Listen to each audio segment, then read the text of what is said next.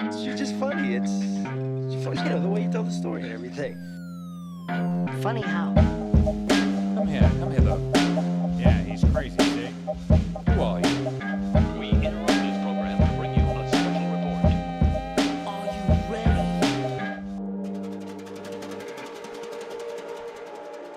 you ready? Yo, what's up, dude? What's going on? Bro. Whew. A lot is going on. Are you guys all you're working from home obviously, right? Like I mean pretty much shut down. Yeah. I mean, it's not too horrible for me because, I normally work from home anyway. But you have all those events. I mean, they're probably all getting canceled left and right. Yeah, dude, it's been a mess. I mean, just to manage them really, like, because no one really knows. They're trying to like either postpone or, reschedule. It's been kind of wild. I think now we're kind of at the point to where it's like everything's getting pretty much pushed back or canceled if the start date is, before June. I Right. mean, I think it might even go till July, unfortunately. But yeah, it's been crazy. For me, it's just the legality of it, redoing the contracts, the proposals. How are sales right now? They gotta be Sales are actually doing better. I mean, really people are yeah, stocking up, I think. dude, I guess like we had a call the other day where it was just like large store, obviously in particular, is booming, but small stores doing pretty decent. Yeah. But the large store sales are just, I mean, we're hitting numbers that we haven't seen this year so far, in like Publix Yeah. and I Walmart's and would stuff. I would think the multi-packs and all that stuff would be going, but CR, nobody's out, nobody's driving, no one's stopping in those stores. It's yeah, exactly. So it's Yeah. interesting. It's interesting to see how this is going to go. I'm more curious about how it's going to go like after the, what the economy looks like after this. That's going to be the interesting part. For sure. So what you up to, bro? Much. Today's was my first day with work. We went on like split shifts originally, so they split up the crews.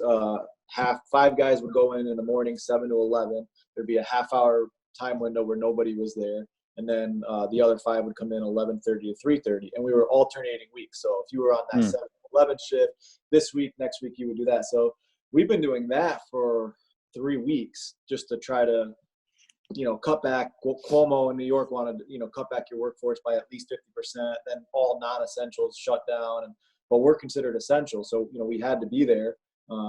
But now this week, as of today, we started where we are literally not allowed to come in, work from home, and only show up for emergencies. So if we get called out for something, then we have to go. But as Yeah. of it's and they say this is probably going to last till the end of April. Wow. So for people who don't know, what do you do now? So now I'm working for the water department, actually. Okay. Up in Um, Albany or I'm near. Yeah, I'm near there. I'm about 45 minutes west. I live in a small town called Fonda. Kind of like a very rural, lot of farmland. Like I'm kind of in the country, but also like city life 3 minutes away. Like kind of the right best of on. both worlds a little bit. So, but yeah, I mean, just everybody's got to have water, in the city, so it's pretty essential. But Yeah. people that are at the plant, they're making the water every day. Where us, we're like they call us water maintenance mechanics. So we're making sure everything is done right. So unless we have a big break or something like that, we can be home right now. Yeah, exactly. And then how is everything up there? Because I heard, I mean, I haven't really followed the news a lot in New York, but apparently like Jersey and New York, I mean, there's like the most cases, no? Yeah, New York, I think is the worst right now. Mostly New York City. I mean, that's where everybody lives. There's more population there than what we have here. But I think in my county that I live in, we have 17 confirmed cases right now, which really, I mean, that's not bad No, for what it is. Yeah. but New York City's really taken the blunt of it right now. Yeah, I mean, kind of like similar to Miami and New Orleans, it's everything's just kind of, spread out and it's more, international folks coming in and, um, airports and just the demo's a lot more diverse in these Yeah, markets. So, I could see how the cases are spread out, but man, it's just it's getting crazy. I mean, I think people that I was talking to this buddy of mine the other day, where it's like 50% of people, a month ago probably thought this was bullshit. I was And- one of them. Yeah, no, for sure. Me too. I was. And, especially in Florida, it was really bad for us because, we have all the spring breakers and shit. So everyone's like coming in and they're like, fuck coronavirus. We're going to hang out, and beaches were still packed up until literally, I think a week and a half ago, where they physically shut down beaches and they blockaded it with cement barricades. So people couldn't even go on the beach. Yeah. But they had to do that because, up until a week ago, people are fucking showing up at the beach, thousands of people. Nuts. I knew it was real. I didn't think it was as serious as they were making it out. And then I think once we got our first confirmed case here, where we live, we thought it was like, oh, it's a New York City thing or it's a big population thing. Like, we're not going to get it. Once we started getting cases here, it kind of hit home. And actually, even one of the guys that I work with, his girlfriend, she works at the hospital, and she got it. So he actually, she's fine. Actually, it's crazy, man, because they, originally they had said this was going to be people that are older or have underlying health issues it affects, whatever. And then I started seeing younger people, and then they started seeing people die of all ages. She's, around our age, works at the hospital, and she tested positive, but her only symptoms that she has is she lost her taste and smell, which I guess is like a newer, pretty common, symptom to have. Like, before it was just cough, fever, Sure.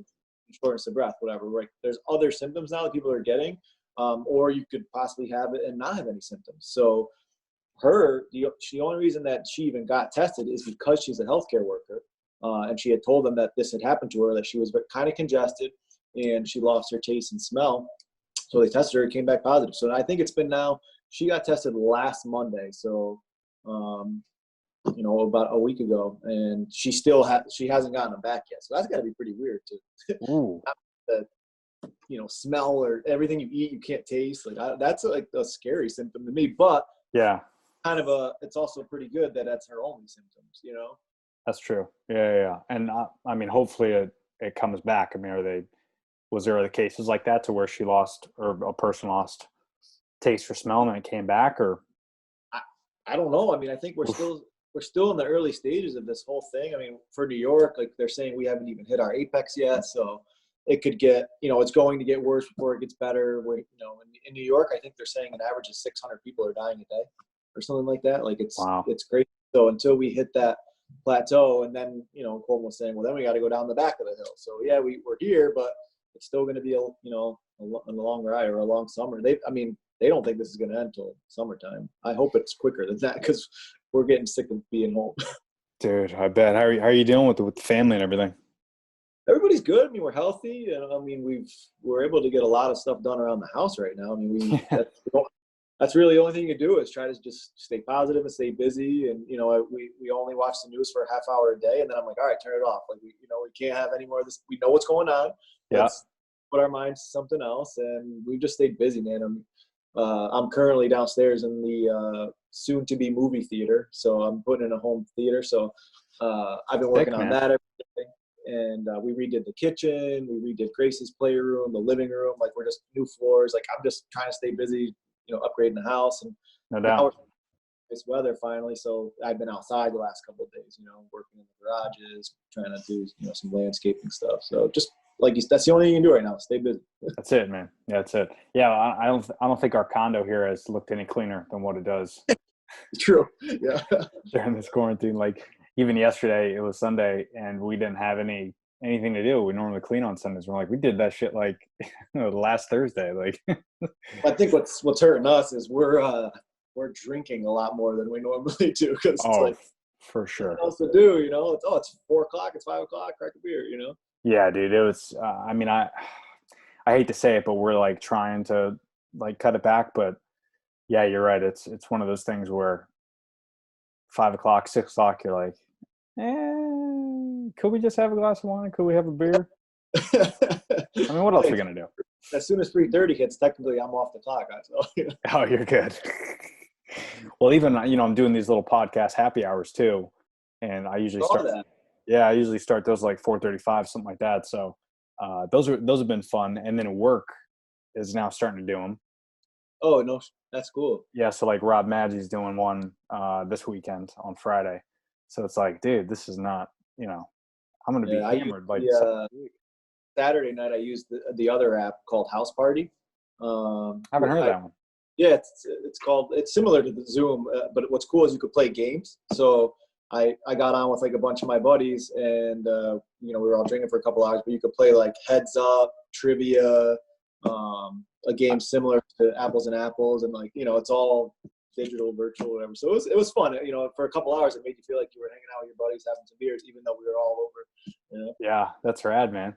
Yeah, in fact, I mean these companies, like Zoom and Microsoft Teams and the app you're talking, I bet they're fucking booming right now. I mean, the amount of software they're going to be able to put out here in the next 6 to 8 weeks, because I got a feeling like this is going to go past July. You got to think, even if things get better end of June, they're not going to let people for July 4th hang out and have parties, so they might as well, even if there's 0 cases, which obviously it's not going to happen, but even if there is, they're probably going to push to August. So dude, that's 2 more months.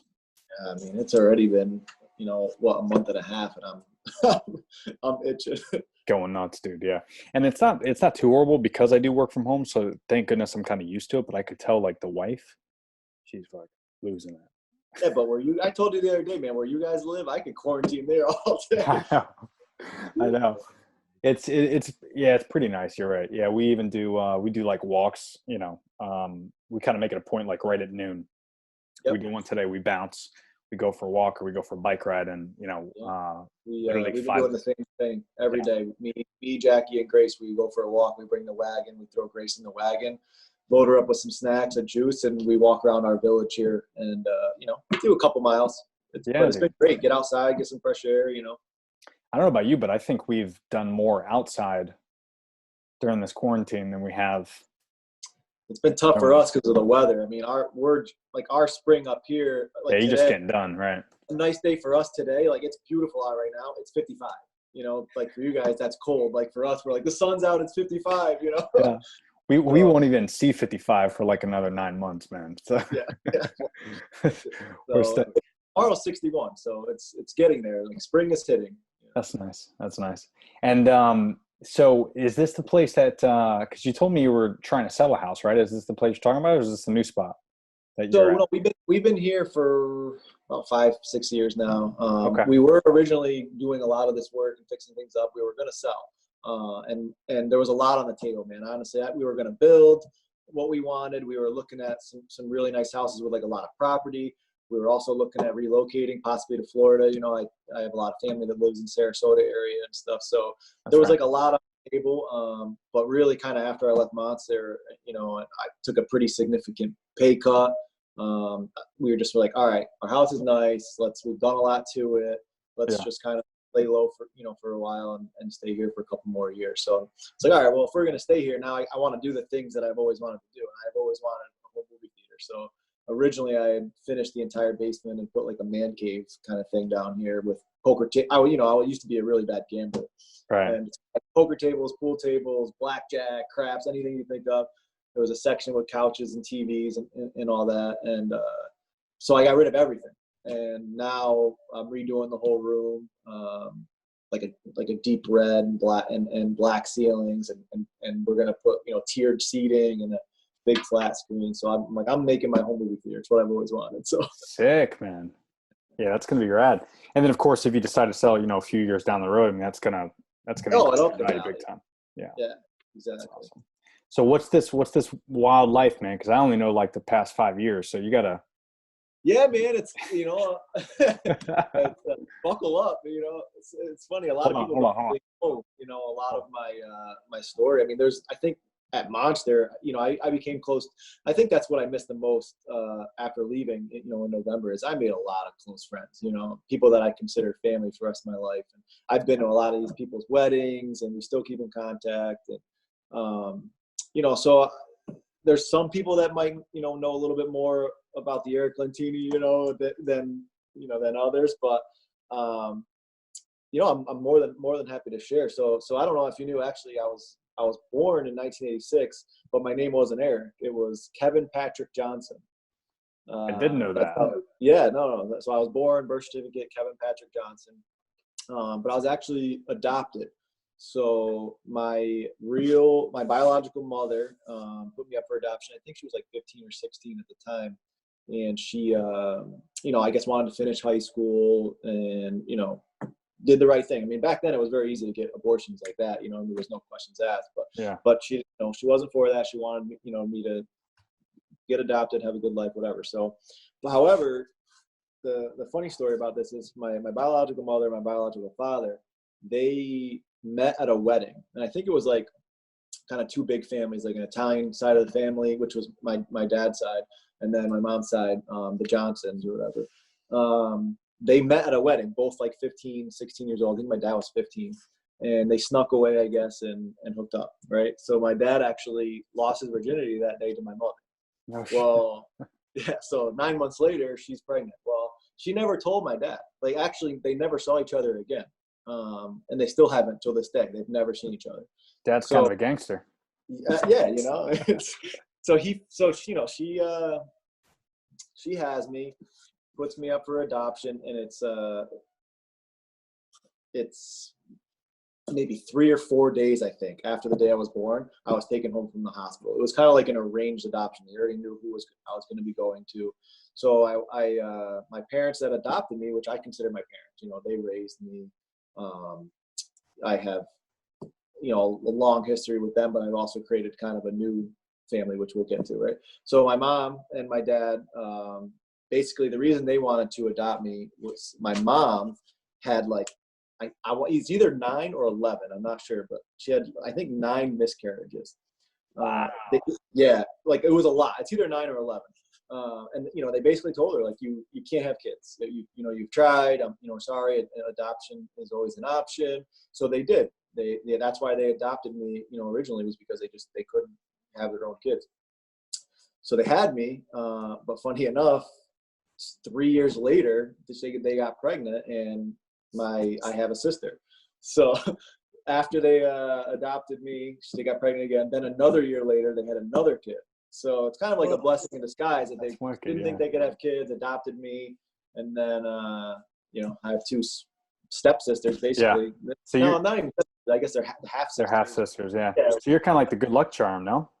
I guess, man. I don't know. It hasn't worked out for me in game, but just for them, not for you. Oh, little parched, so I'm gonna have a drink here. Oh, dude, what time is it? 4:45. It's close enough, man. It's close enough. I already have mine ready. So. Oh, I had it staged. I'm like, all right, I gotta have a little sip. So, yeah, that's kind of how it started. We lived in New Jersey. So I was born and raised in Jersey. This was we lived in Clifton for most of my life. Things were good. It was the 3 of us, and then some things kind of went sour. My dad that adopted me, he kind of had some like mental health issues a little bit, like some bipolar and anger management, type of stuff. So he was dealing with that. My mom actually was in a really, really bad car accident. She got hit on the New Jersey Turnpike. I don't know if you're familiar with the Turnpike up in New Jersey, but it's one of those roads basically like the speed limit is 75, you're doing 90, and you're still getting passed by other cars. It's just insane. So she was on a turnpike. She got hit from behind and rolled over the median into oncoming traffic. Her car actually flipped 6 times, like over in the oncoming traffic. She was really, really banged up. But the crazy part is she had just dropped me off to my aunt's house like 10 minutes before the accident. She had dropped me off, but when the accident happened and she was alert, like barely, all she kept saying was the baby, find the baby, whatever. She had still thought that I was in the car. So they had all these people looking for her. And oh man. Yeah, man, super, super crazy. But she, full recovery. She had to have like pretty major reconstructive hand surgery. And later in life, she had actually had open heart surgery. And they think that her accident all those years ago caused what was going on with her heart. So pretty intense, man. But she got through that. Everything was good. And that was kind of like the early childhood. I went to Catholic school, which most people probably didn't know either. Yeah, went to Catholic school. Nuns were our teachers. Full blown nuns and stuff. The ruler hitting you every time you say something stupid that works, right? Yeah. I wasn't the the best behaved kid, I guess, for a Catholic school. I got in a lot of trouble, man. I got suspended, I think, a couple times. You know, I just wasn't for me. I threw a truck at my teacher one time. I threw a chair at a nun. I called Like another like a mini truck, right? Oh yeah. Okay. So it wasn't really for me, but you know, it was you Yeah. wear the full suit and tie kind of every day, vest, the whole nine. Like, Oh, wasn't man. for me, you know. Yeah. But probably I think it was like around 93 or 94. My parents, they were going through it. They were divorcing, and during the whole divorce thing, you know, I really was close to my dad. You know, even though all of his issues that he had, I kind of wanted to go and live with him. My two sisters wanted to stay with my mom, so it was kind of, I think, going through the court process, all this stuff, what's happening, and then my mom. How old were you? 93. What does that put you at? Like 9? I was like 8. Yeah, I was 8. I was around 8 or 9.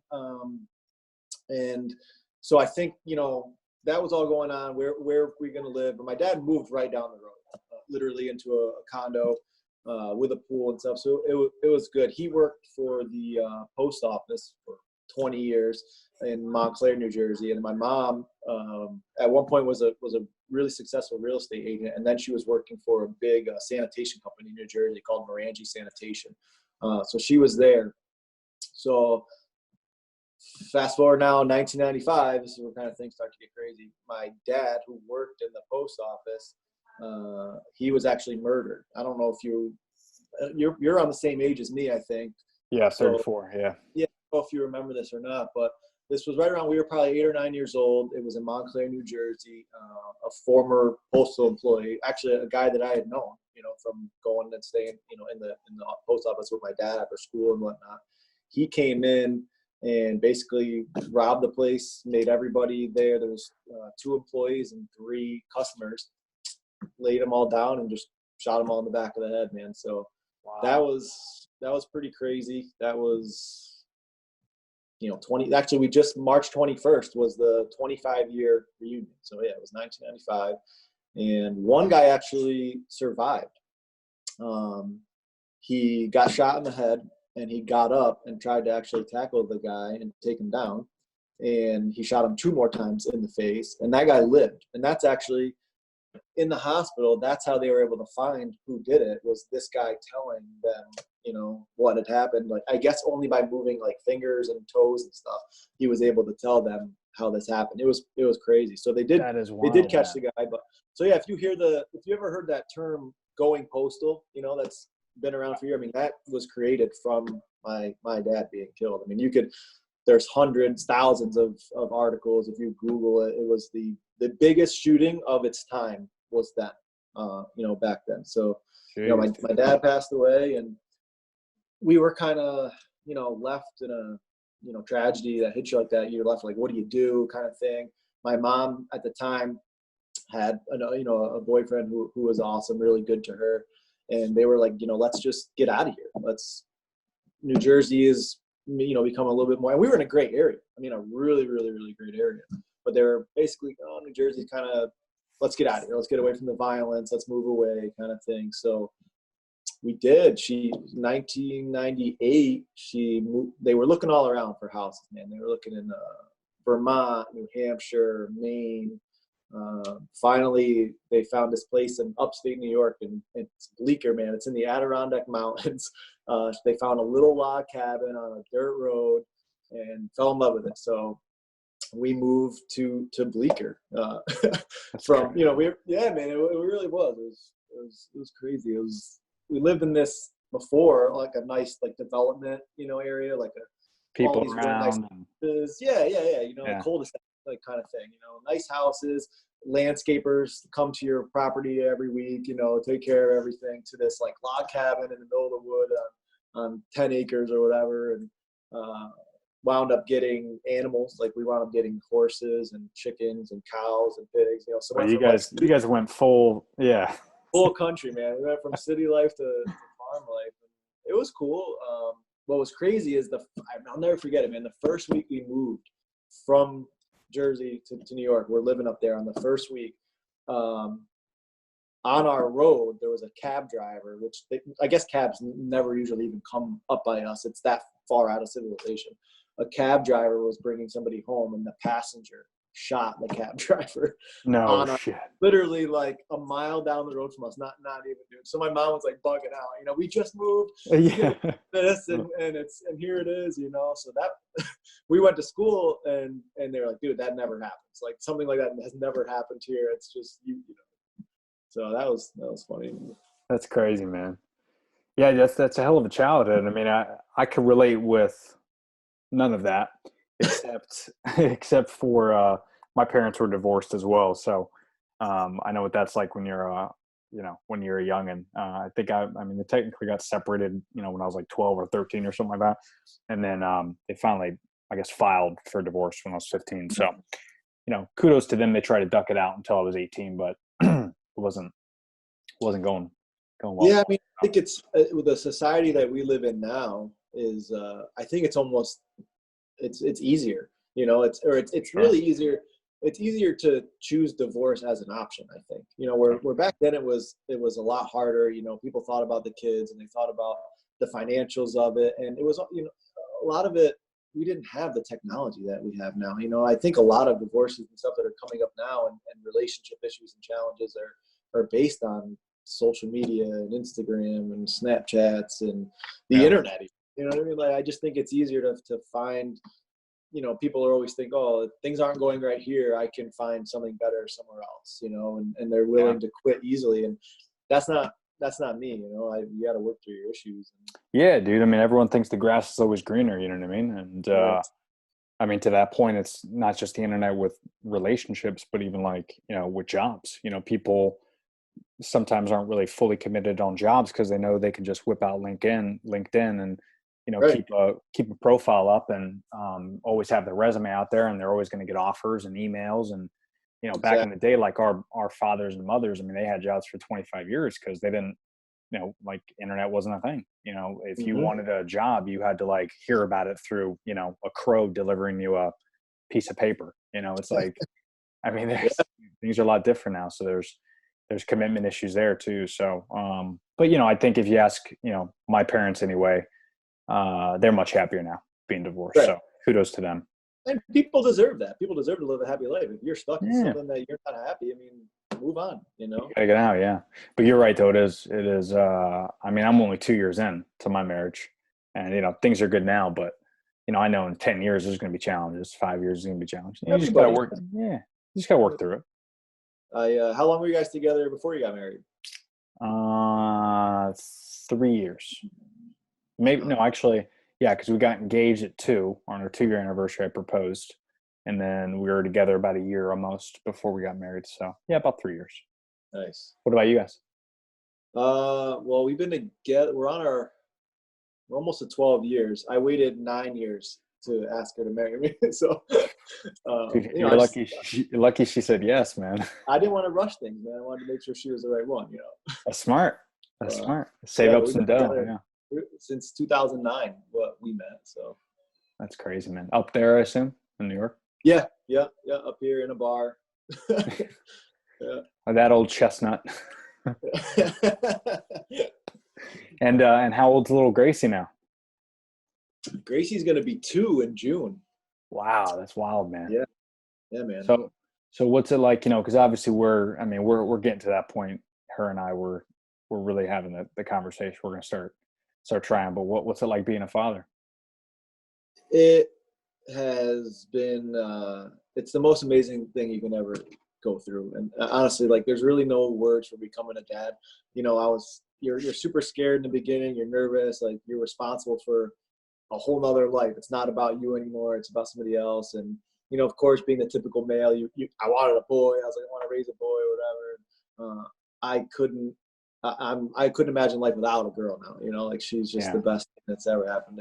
It's really great, man. I've been doing like a lot of things, that since she was born, that I've always kind of wanted to do when I had kids. So one of the things was I actually started like a daddy-daughter diary, I guess that you can call it. So I've been writing in this book ever since she was born. Actually, thinking. Yeah, oh yeah, man. Yeah, it's like a little. Cool. So I just, I write to her like little things all the time, and sometimes I'll write for 2 minutes and it'll be half a page, and then sometimes I have a lot to tell her and it'll be 6 pages long. And so now it's been almost 2 years, and I hope that one day when she is old enough to read it, she can look back and be like, oh my God, they were going through coronavirus in 2020. Or, dad left his job, or like, I tell her everything, like whatever's going on in my life, I write it down to her and tell her, and it's all directly to her. And so I've been doing that. The other thing I've done is, since she was born, I've been saving $2 bills. So anytime I go to the bank, if they have any, I ask, like, how many do you have? And it's hit or miss. Sometimes they might have like 1 or 2. Sometimes they'll have like 8. One day I walk in, and they're like, oh, Eric. I'm like, what? We have like 80 of them. I'll take them. Like, however, if they have them, I always take them. If I ever get one back, I always save it. So I've been doing that for 2 years now. I think I have probably a couple thousand $2 bills put away. Get out of here. Oh yeah, man. I've always been saving them. Whatever I can get, I put away. Because those are rare, bro. They are and they are. Like, I thought they were for a long time. I'm like, oh, these got to be super rare. But like, I mean, I think the last year they started making them was 2013. But I mean, I have ones from like the 40s, 50s. Like, I have some really, really old ones too, but then I have a lot of new ones. But it's not even about the collecting them. My goal was just a way to save money. It's like, all right, if I can save $2 a day, or if I go to the bank and they give me 5 of them, that's $10 a week. Whatever it is, whatever I can put away, I want to put away for Grace. And my goal was, when she turns 16, which obviously we have a long way to go, I want to be able to take that money and buy her a car. Or something, here's $20,000 for college, or here's, money to buy a car, do whatever you want. That's a great idea, man. Yeah, it's really cool. I've been doing that for 2 years, and I mean, I've got a lot of them. That's insane, man. That's a great idea. I mean, unless of course the U.S. Treasury decides to not accept those anymore, and then you're screwed. So I thought about that. Yeah.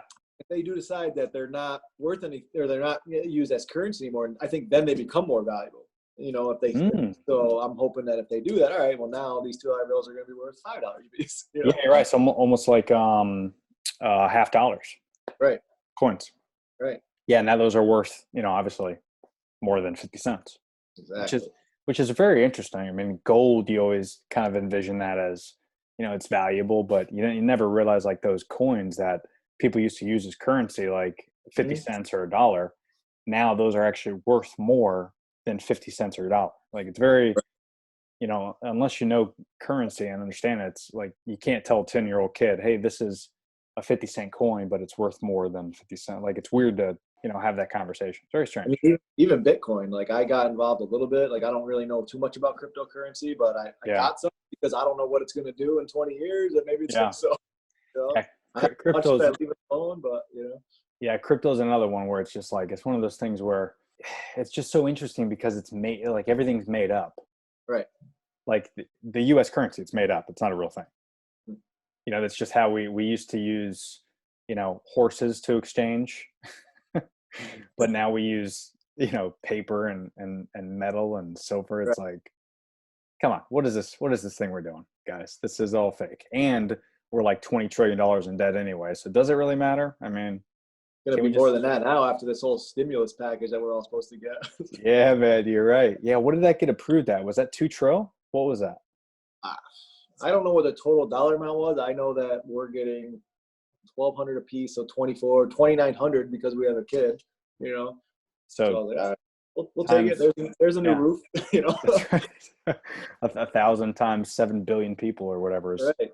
So that's nuts, man. Well, what are you guys doing to keep your sanity? I mean, do you guys have, since you're both at home, with Grace here, you guys doing stuff with them? Jack's staying pretty active. She's big on right now. Like, she does a workout. I think it's T20 or something. One of those workouts she does. And then she also runs. She loves to run. So as soon as it starts getting nice out this time of year, she goes for runs.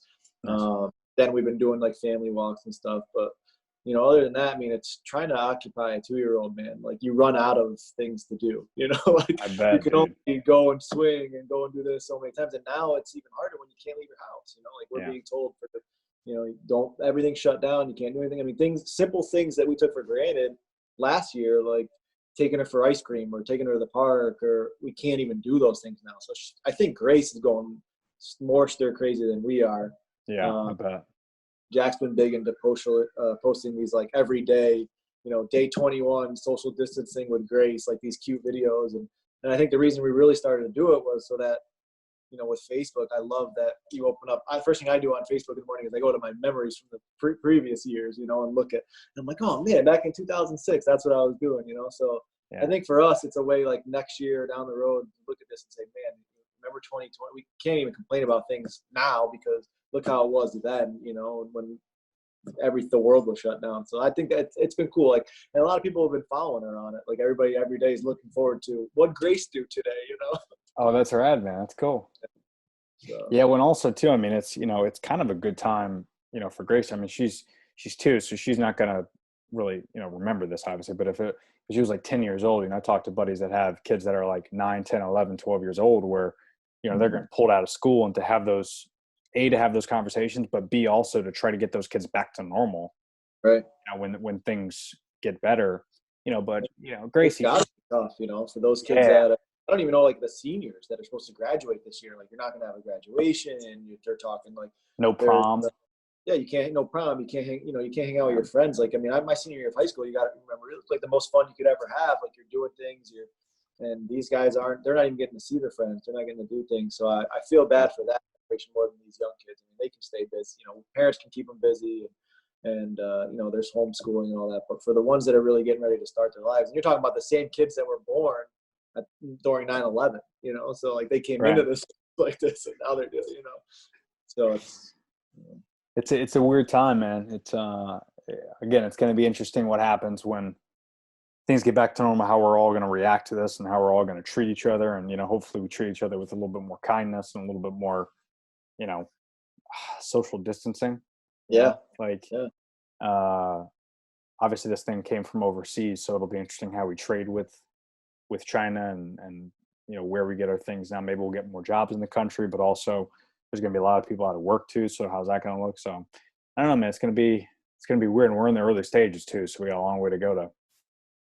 Yeah, I'm curious to see how it all, plays out. And I'm not a huge politics guy, but, I think a lot of that will depend on if Trump's reelected and not reelected. I think a lot of things will be kept made here and, yeah. We'll see.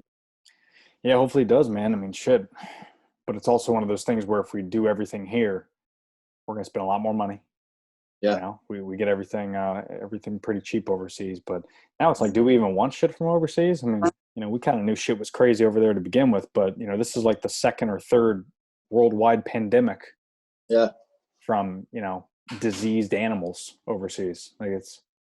I mean, I remember when it first started, I was thinking like, all right, I've lived through swine flu and Zika virus and Ebola and all these I thought it was another scare, I'm like, this isn't a big deal. It's a media ploy and all that. And now I'm like, we're nervous. You can't lie. Now every day me and Jackie are like, what, and it's not about just us anymore. It's you got to protect another human being too. So it's a scary thing. Yeah, but man. I'm be still having a job and getting paid. There's a lot of people that they're not earning anything.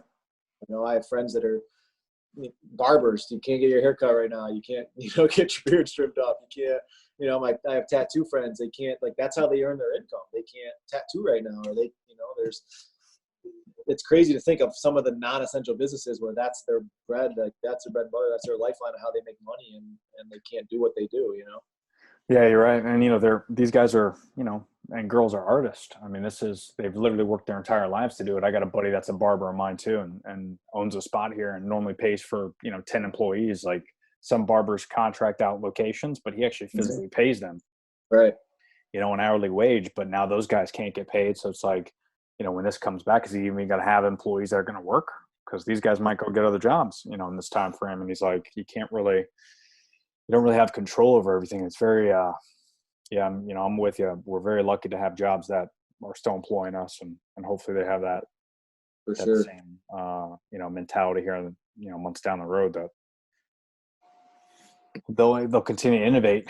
A lot of companies I'm seeing are innovating, but I'm also thinking like, what about like places like Target and Walmart and like all those places that maybe are cutting back employees?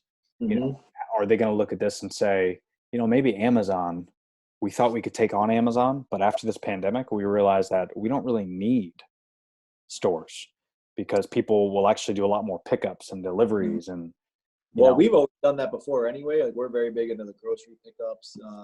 It's huge.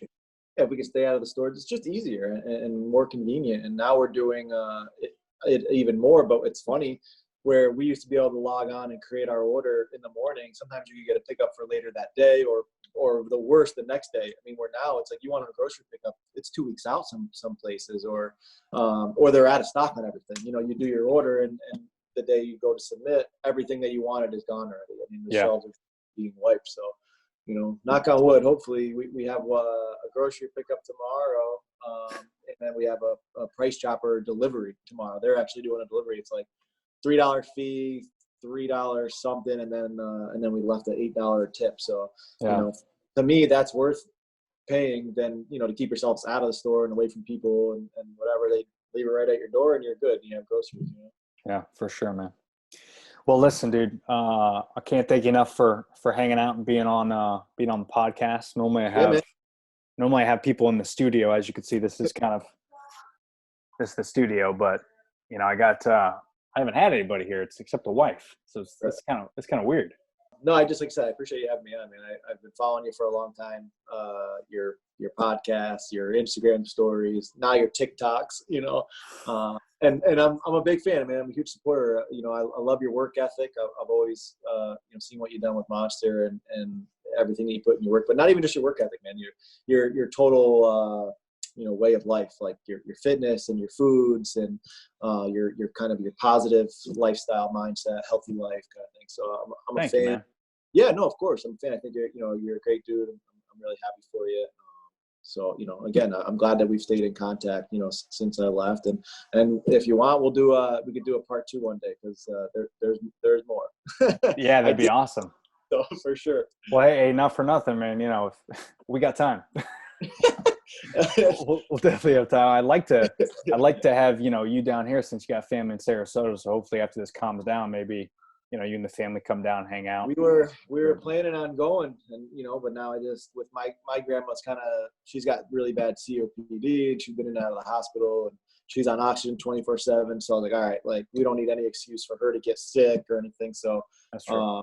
You know, and there's travel bans now anyway, but as soon as all this is over, we go to Florida usually twice a year. So of course, if I come down, man, we're definitely gonna have to link up. Because you have one in Tampa, right? And then where else are you? Orlando.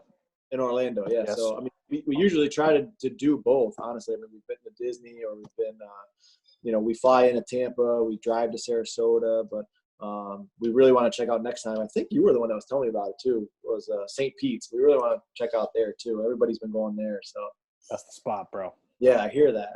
So that's the spot. All right, cool, man. We'll definitely stay in touch, man, and you know, give the best to the fam, and you guys stay safe, and we'll be in contact here in the next few days. We'll chat some more. All right, sounds good, bro. All right, brother. Cheers. Later, man. Salud.